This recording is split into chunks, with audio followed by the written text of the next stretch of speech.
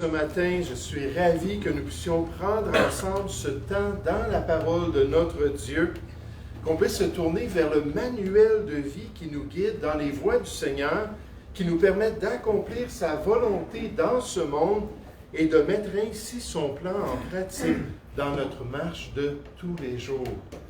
Et c'est pour ça que la Bible décrit la parole comme un miroir devant lequel on voit nos imperfections, un miroir devant lequel on voit les belles choses que le Seigneur fait dans notre vie et nous permet d'accomplir de plus en plus pour sa gloire. Puis notre thème ce matin, c'est le thème de la conscience. Un thème très, très important pour chaque chrétien. Le thème de la conscience, la boussole interne du cœur humain qui lui permet d'être un être moral et responsable devant Dieu. Ce Dieu à qui il devra un jour rendre compte selon les œuvres qu'il aura accomplies ici-bas. Les Écritures reviennent toujours là-dessus que les gens seront jugés selon leurs œuvres, selon leurs pratiques, selon leurs agissements dans ce monde. Et ce matin, j'aimerais qu'on parle un peu de la conscience, mais surtout qu'on essaie de trouver comment faire pour garder une bonne conscience. Comment faire pour avoir une conscience pure devant notre Dieu? C'est ça notre objectif alors qu'on voit les Écritures, que Dieu nous appelle à avoir une bonne conscience et à avoir une certitude que nous sommes en train d'accomplir le plan de Dieu ici-bas. Cherchez avec moi l'Évangile de Jean au chapitre 8. L'Évangile de Jean au chapitre 8. Alors que durant le ministère du Seigneur Jésus, il y arrive une situation particulière, et là on s'arrête sur la question de la conscience. La conscience du peuple, le peuple juif, les enfants d'Israël, mais avec l'application qu'on va le faire avec notre propre conscience. On va voir trois choses dans ce passage-là, trois éléments stratégiques pour nous aider à répondre à cette question. Comment est-ce que je peux garder une bonne conscience devant Dieu? Jean chapitre 8 à partir du verset 1. Jésus se rendit à la montagne des Oliviers. Mais dès le matin, il alla de nouveau dans le temple et tout le peuple vint à lui. S'étant assis, il les enseignait.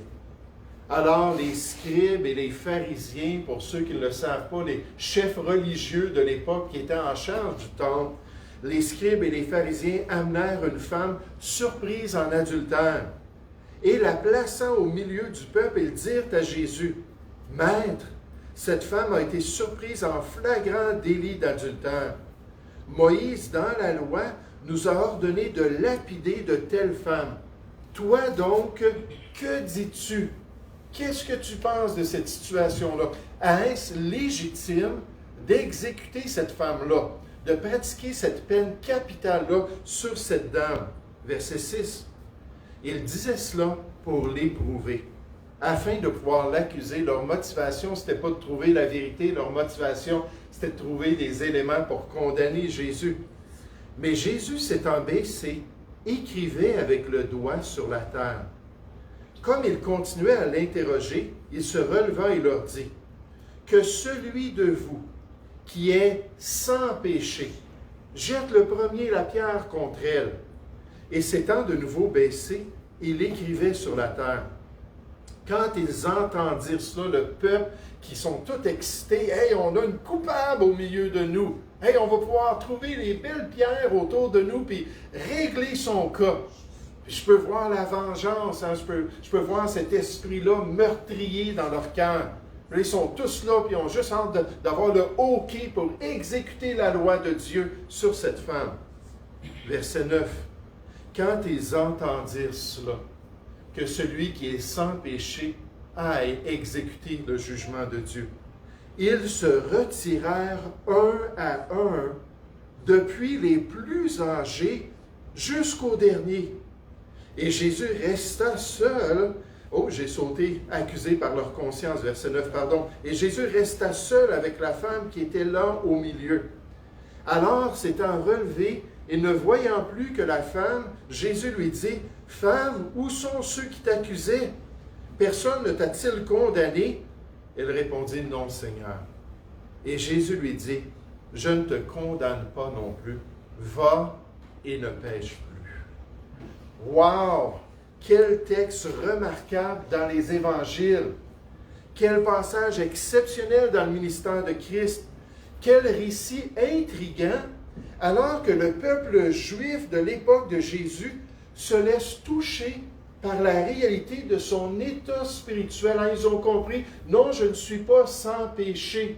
Non, je ne suis pas irrépréhensible, irréprochable devant Dieu. Je ne suis pas pur devant Dieu. Là, ils ont été touchés par leur état spirituel, par leur besoin de se sentir coupable personnellement. Vous savez, quand Freud dit cela, il y a bien des années, si on élimine la culpabilité, si on enlève la moralité dans la vie des gens vont s'épanouir sur la terre.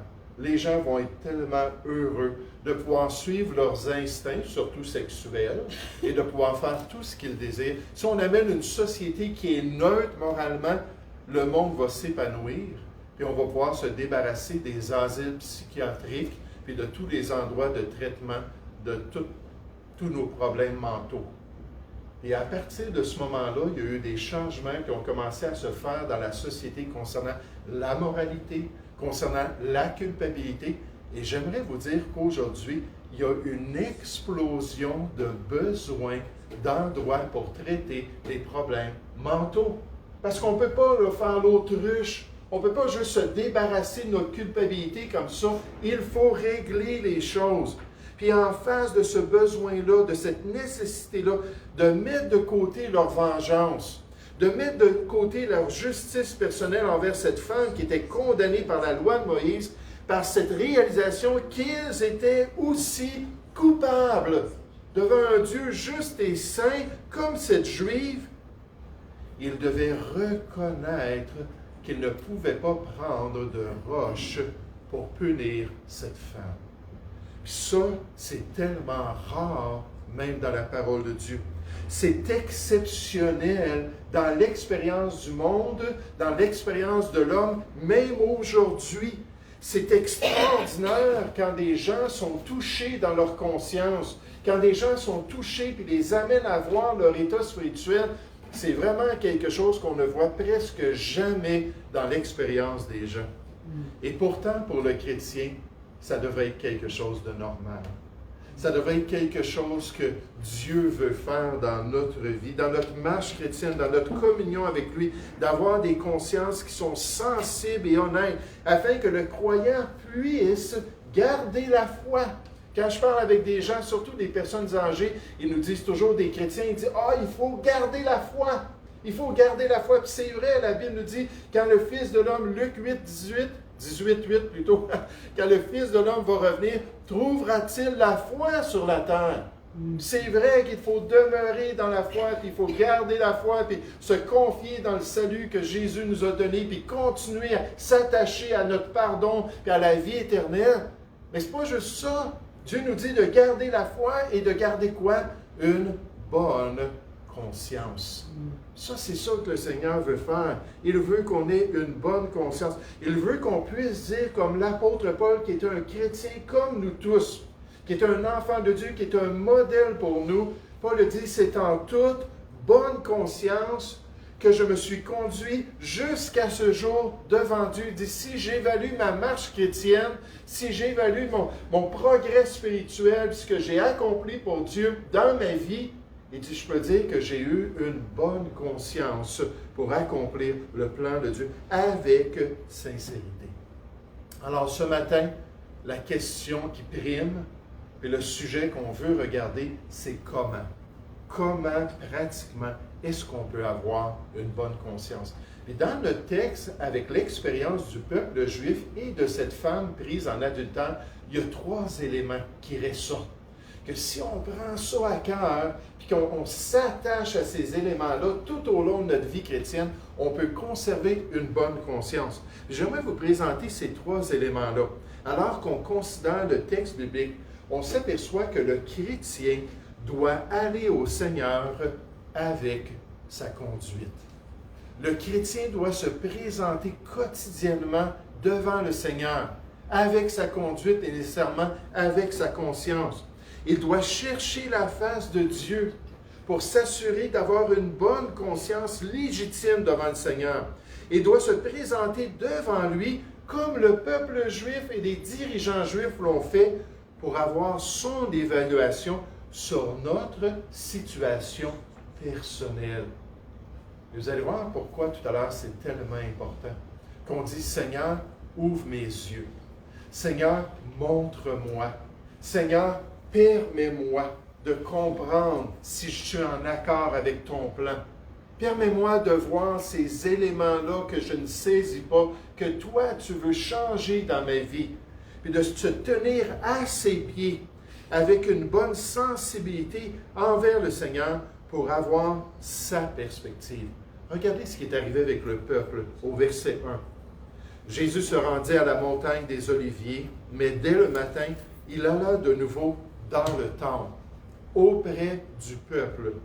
Et tout le peuple vint à lui. S'étant assis, il les enseignait. Alors les scribes et les pharisiens amenèrent une femme surprise en adultère et la plaçant au milieu du peuple, ils dirent à Jésus. Donc ils voulaient savoir, qu'est-ce que toi tu penses, Jésus? Maître, cette femme a été surprise en flagrant délit d'adultère. Moïse, dans la loi, nous a ordonné de lapider de telles femmes. Toi donc, que dis-tu? Le peuple, pour s'assurer de faire ce qui est bien, on sait qu'il y avait des mauvaises motivations, malheureusement, derrière tout cela, mais s'assurer de pratiquer ce qui était correct aux yeux de Dieu, se sont approchés du Seigneur Jésus. Que dis-tu? Et vous savez, quelle belle question qu'on devrait poser à Jésus quotidiennement. Que dis-tu, Seigneur, de mes attitudes? Que dis-tu, Seigneur, de ma conduite? Que dis-tu, Seigneur, du travail que j'accomplis à mon travail? Que dis-tu, Seigneur, de la manière, du style de vie que j'ai? Que dis-tu de mes associations personnelles, les gens que je côtoie? Que dis-tu de mes paroles, Seigneur? Que dis-tu de mon service, de mon témoignage personnel? Seigneur, je veux que tu me guides. Seigneur, je veux que tu me montres la réalité de ma vie. Je veux que tu me permettes de savoir s'il y a des éléments qui sont contraires à ta volonté.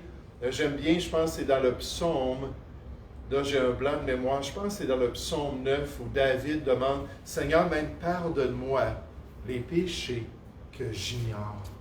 Je ne suis même pas conscient.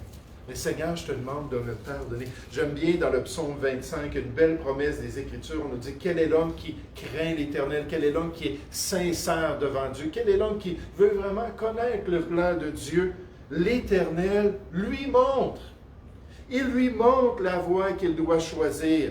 Il lui montre la bonne voie pour sa vie chrétienne. Il lui montre quelle est la bonne conduite à avoir en tant que chrétien. Quel est le bon comportement qui lui plaît. Et c'est pour ça que le psalmiste dit, dans le psaume 139, il a dit, « Sonde-moi, ô Dieu, sonde-moi, fais descendre la sonde spirituelle dans mon cœur et connais mon cœur. Éprouve-moi. » Evelyne parlait des épreuves, c'est une des raisons. Pour faire ressortir la réalité de notre état spirituel. Éprouve-moi et connais mes pensées. Regarde si je suis sur une mauvaise voie et conduis-moi sur la voie de l'éternité. Il y a quelques années de cela, j'ai eu un téléphone d'un de mes pasteurs et il m'a annoncé une nouvelle qui a brisé mon cœur. Certains d'entre vous, vous le connaissez, pasteur Gérald Paulet, il a déjà prêché ici, c'est un pasteur rangé, tout ça. Et il m'a appelé et il pleurait. Puis il me dit, « Jean, je ne peux pas le croire. Jean, je ne peux pas le croire. Jean, je ne peux pas le croire. » J'ai dit, « Qu'est-ce qui arrive, pasteur? Qu'est-ce qui s'est produit? » Et là, il m'a partagé une nouvelle concernant un pasteur qui était pour moi un grand modèle. Un pasteur en Ontario, ici au Canada, mais un homme qui était connu à travers le monde, qui venait de s'enlever la vie. Puis alors que j'ai contacté différentes personnes, que j'ai pu côtoyer différents pasteurs, j'ai appris un petit peu le contexte de ce qui s'était passé. C'est que ce pasteur-là était tombé avec une de ses secrétaires. Il avait trompé son épouse. Il était tombé dans l'adultère et il s'était disqualifié lui-même d'après les standards très élevés de la parole de Dieu. Il s'était disqualifié du ministère chrétien. Et ça faisait 2 ans qu'il continuait dans l'adultère avec cette femme. Tout en faisant son œuvre de pasteur, tout en continuant à prêcher. Moi, je venais de le voir en Californie dans une grosse rencontre de pasteurs. On était des centaines et des centaines de pasteurs. Puis il avait prêché la parole de Dieu. Il était venu me voir. Puis il a dit, écoute, j'aimerais ça que tu considères venir travailler en Ontario dans notre collège biblique. Puis que tu puisses venir et être un de mes assistants, tout ça. Puis c'est un homme que j'aimais beaucoup. Mais alors qu'il me dit ça, je n'étais pas conscient. Cet homme-là n'était même plus qualifié pour être pasteur parce qu'il était dans l'adultère. Et je me demande pendant ces 2 ans-là si occasionnellement il a dit à Dieu, Dieu, ouvre mes yeux. Dieu, aide-moi à voir mon état. Aide-moi à comprendre comment je te déplais, comment je suis dans le péché et je me suis détourné de la volonté de Dieu. Pour les chrétiens, Jacques nous dit que si le chrétien manque de sagesse, qu'il peut se tourner vers Dieu, qu'il puisse demander à Dieu de l'éclairer, de le guider, de lui donner du discernement spirituel. Puis Dieu nous dit qu'il va lui donner tout simplement, sans reproche. Il veut nous guider, il veut nous aider à comprendre, il veut nous permettre d'accomplir sa volonté et de garder une bonne conscience, et surtout en face de notre aveuglement. Vous savez, chacun de nous, on a un aveuglement personnel. Des choses, des fois, que notre épouse sait ou notre époux est conscient. Des choses, peut-être, que les autres chrétiens voient dans notre vie. On appelle ça les angles morts du chrétien. Et à cause de ça, on a besoin que Dieu nous révèle notre état spirituel. Donc, ils se sont approchés de Jésus pour connaître la volonté de Dieu. Et ça, c'est un exemple pour nous quotidiennement de passer du temps avec le Seigneur Jésus.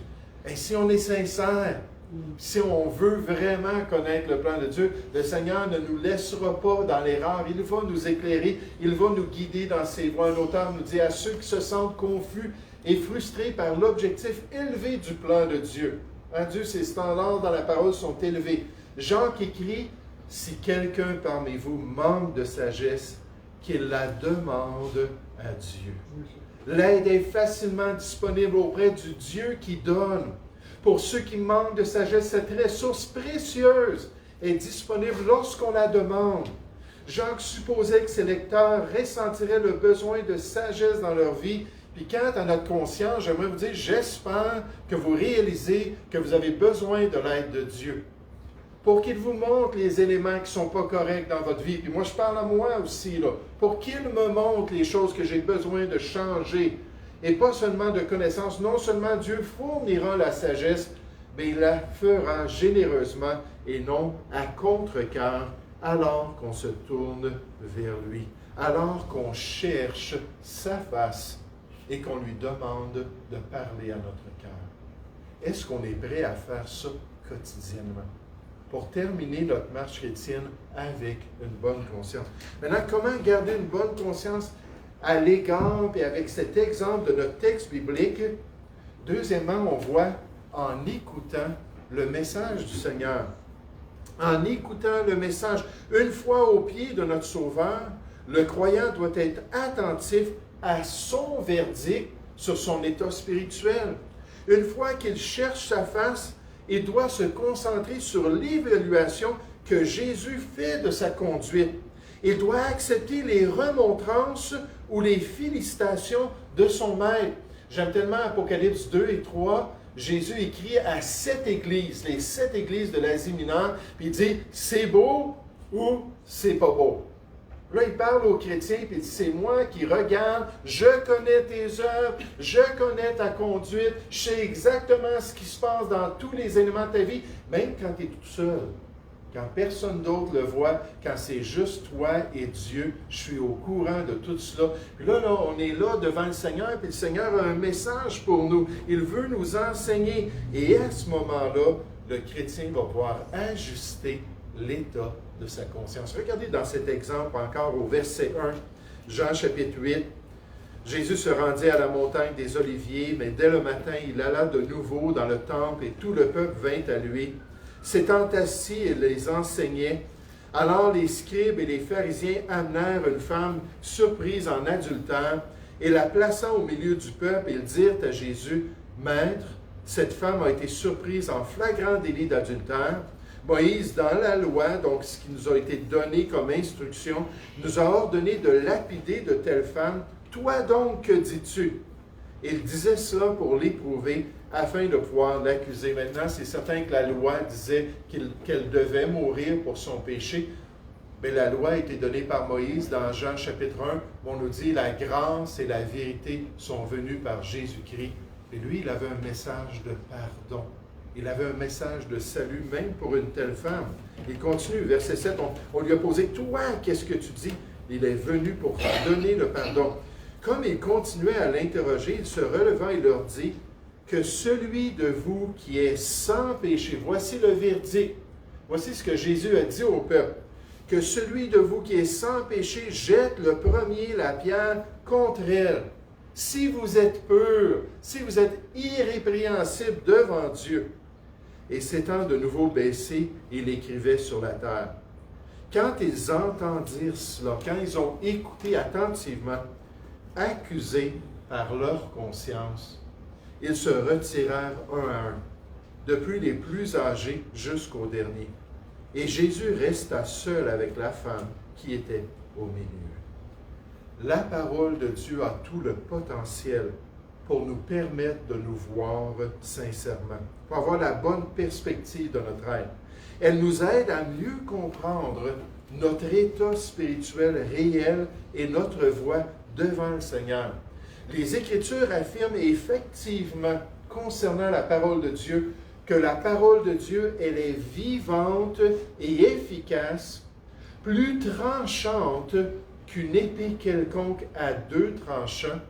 Et il y avait deux sortes d'épées, les épées à un tranchant et les épées romaines à deux tranchants, qui étaient très efficaces. On nous dit pénétrante, jusqu'à partager âme et esprit, jointure et moelle, elle rentre dans notre être. Elle juge les sentiments et les pensées de notre cœur. Nulle créature n'est cachée devant lui, devant le Seigneur, mais tout est nu et découvert. Dieu voit tout dans notre vie aux yeux de celui à qui nous devons rendre compte. Et sa parole est là pour travailler dans notre vie. Sa parole est là pour révéler notre état spirituel. Sa parole est là alors qu'on porte nos regards vers le miroir spirituel sans être pour autant, la Bible nous dit, des auditeurs oublieux. Là, imaginez ce matin, là, je suis allé devant le miroir et ça fait un bout de temps que mon épouse m'a demandé de m'acheter, c'est un genre de règle faite en rond pour raser les barbes. Parce qu'elle dit, ta barbe, elle fait ça comme ça, puis elle dit, j'aime pas ça. Fait que là, j'ai pris ça, puis ce matin, je me suis envoyé dans le miroir, puis j'ai mis la règle là, puis là, j'ai pris un rasoir, puis là, j'ai découpé. Imaginez là, que j'avais vu cela. Là, je sais c'est quoi.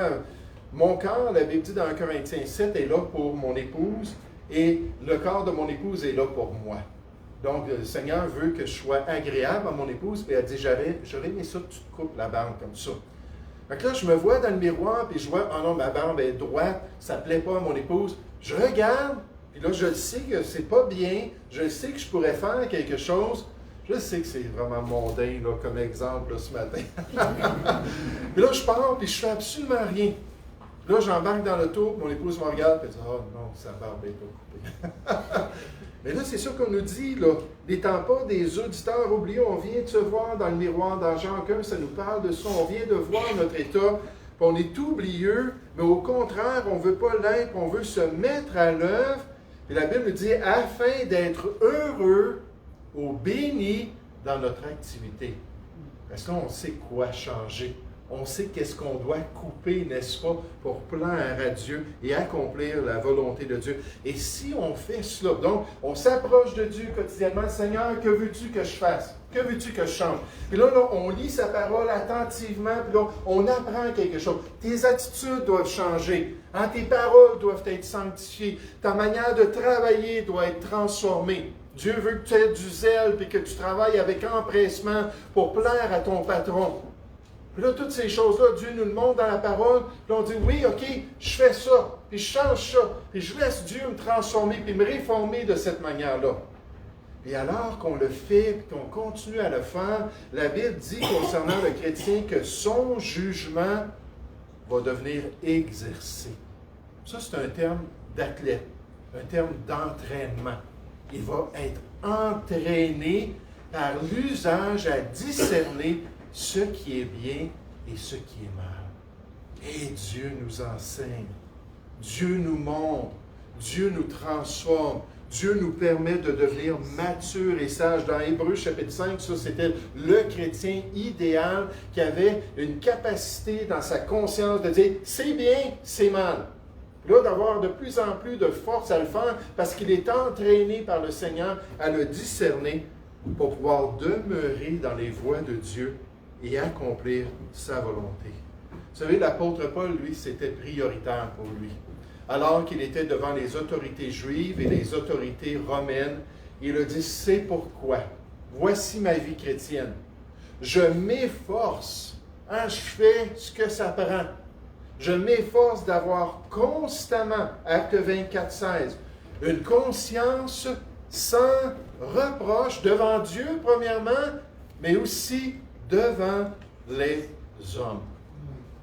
Puis quand il disait ça, des fois, devant les autorités, on venait et on le giflait. Comment oses-tu? Mais je suis chrétien. J'ai tout le potentiel de l'œuvre de Dieu dans ma vie. Je ne suis pas arrogant, là. Je ne suis pas rempli de moi-même.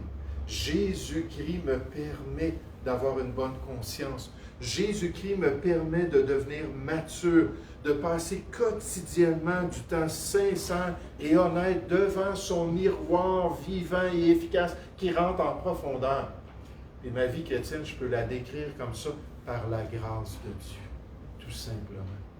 Et c'est ce que Dieu veut faire alors qu'il développe notre maturité dans ses voies. Un pasteur a dit, tant comme pharisien que comme chrétien, Paul avait pris soin, il était soigneux de toujours avoir une bonne conscience et de chercher à plaire à Dieu.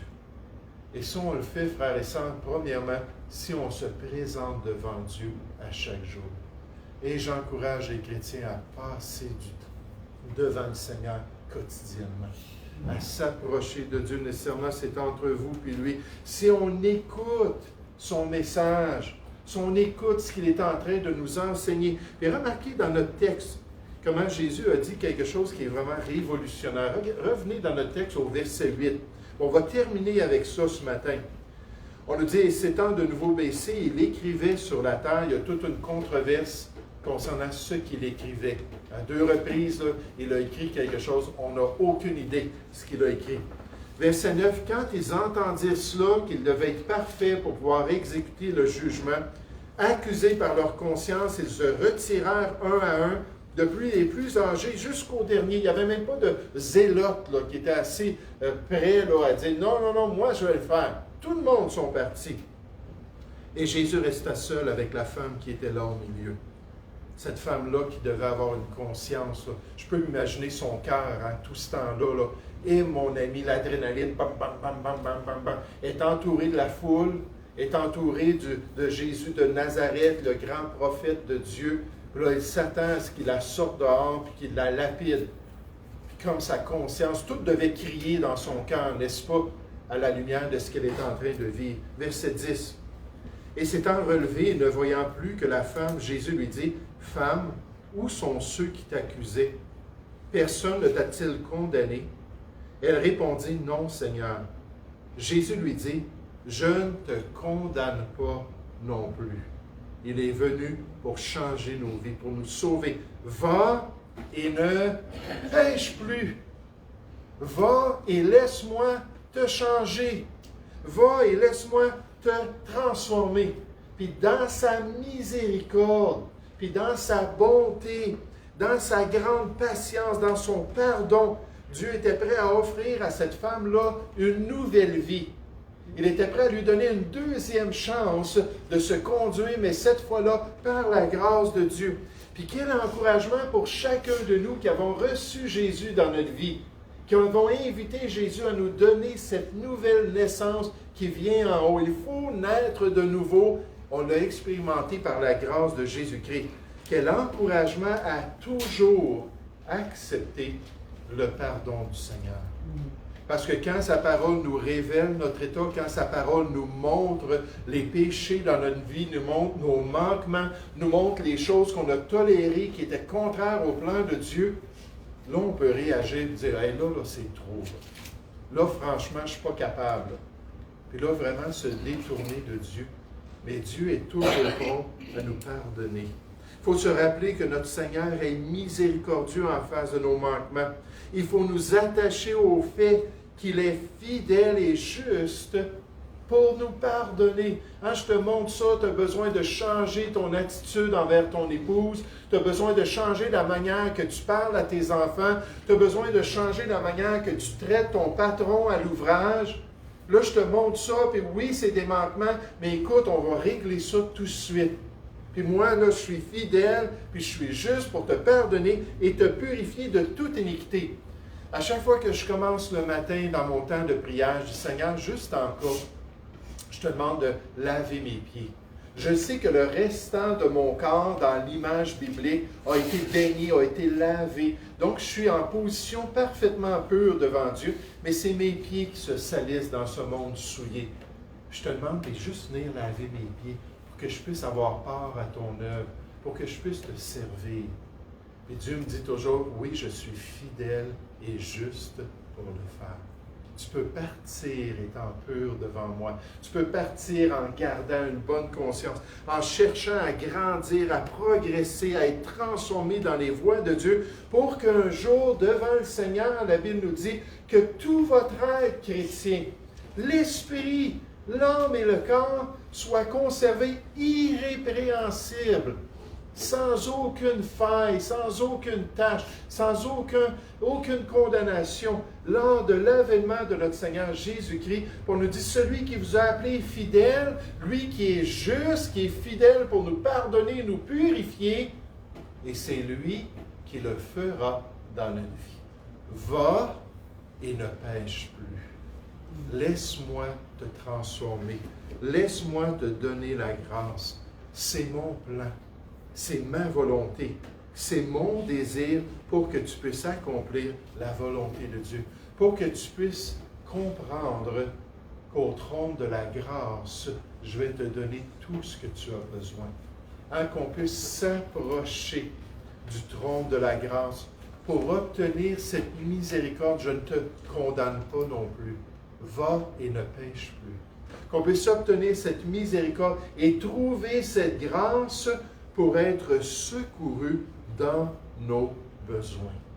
Alors qu'on met notre confiance dans l'amour, la bonté et la miséricorde de notre Dieu. Avec un tel grand prêtre qui nous invite à lui, il s'ensuit que les croyants doivent s'approcher du trône de la grâce avec confiance. Dans un livre rempli de tournures d'expressions en parlant de l'Épître aux Hébreux, charmante et captivante, peu d'entre elles excellent l'expression mémorable « le trône de la grâce ». Une telle conception de la présence de Dieu, à laquelle les chrétiens assiégés peuvent accéder à tout moment, suggère à la fois la souveraineté de celui dont ils s'approchent et sa bienveillance. À un tel point de contact avec Dieu, les chrétiens peuvent pleinement s'attendre à recevoir la miséricorde et à trouver la grâce pour les aider dans leur temps de besoin, si on est prêt à s'approcher du trône de la grâce. Oh, en tant que chrétien, on doit prier les uns pour les autres. On doit demander au Seigneur qu'il puisse nous aider à avoir confiance dans sa miséricorde, avoir confiance dans son pardon, dans cette grâce-là qu'il nous donne pour accomplir la volonté de Dieu.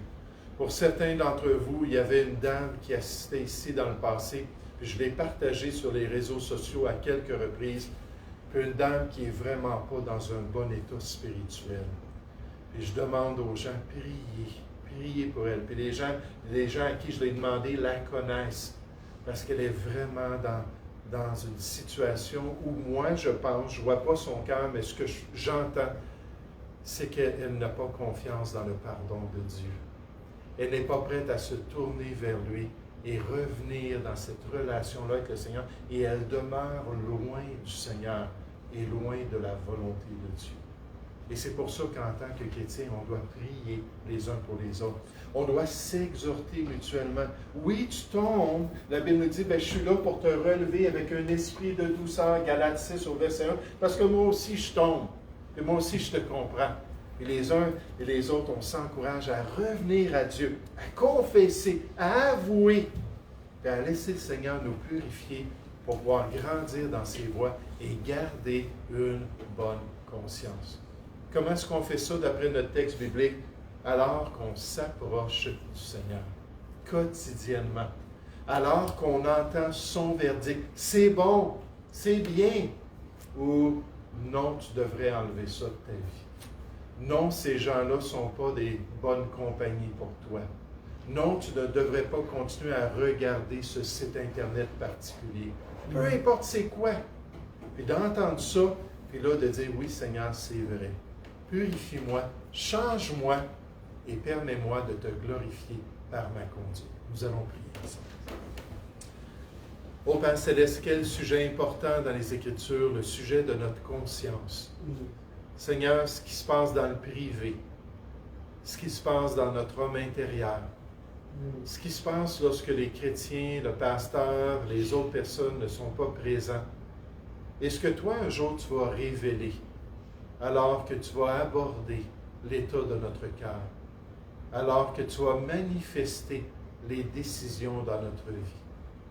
Et Père, pour ceux qui te connaissent, pour ceux qui ont mis leur foi en Christ, qui ont reçu Jésus comme leur sauveur, qui ont reçu le pardon, puis cette position-là de justice et de sainteté, Seigneur, pour nous, tu nous dis que tu veux qu'on ait un cœur pur, une bonne conscience et une foi sincère devant toi. Alors, je te prie qu'on puisse pratiquer ces trois éléments quotidiennement. Prendre du temps avec toi. Nous approcher dès le matin. On ne l'a pas pratiqué, notre verset ce matin, mais dès le matin, fais-moi entendre ta bonté, parce que je me confie en toi. Nous approcher de toi quotidiennement et dire, Seigneur, guide-moi dans tes voies. Seigneur, aide-moi à avoir une telle conscience qui te glorifie. Et lorsqu'on entend ton verdict, lorsqu'on apprend de ta parole la réalité spirituelle, qu'on se jette à tes pieds et qu'on te dise, purifie-moi, Seigneur. Lave-moi et relève-moi et permets-moi d'accomplir toute ta volonté. Oui, je te prie pour cette dame particulière qui a quitté cette Église, Seigneur, pas dans les meilleurs termes, est allée dans une autre assemblée, a quitté aussi cette autre assemblée, et pas dans des bons termes non plus. Toi, tu la connais. Et comme chacun de nous qui bronchons de toutes sortes de manières, Seigneur, je te prie qu'elle puisse saisir, qu'elle puisse comprendre ta miséricorde et ta bonté, et qu'elle puisse se mettre en règle avec toi. Comme chacun de nous, Seigneur, pour qu'elle progresse dans tes voies et qu'elle te soit de plus en plus agréable. Guide-nous, Père, et aide-nous à accomplir ta volonté, je te prie, au nom du Seigneur Jésus. Amen. Amen. Je demande à Claude. J'aimerais vous demander de vous lever, s'il vous plaît.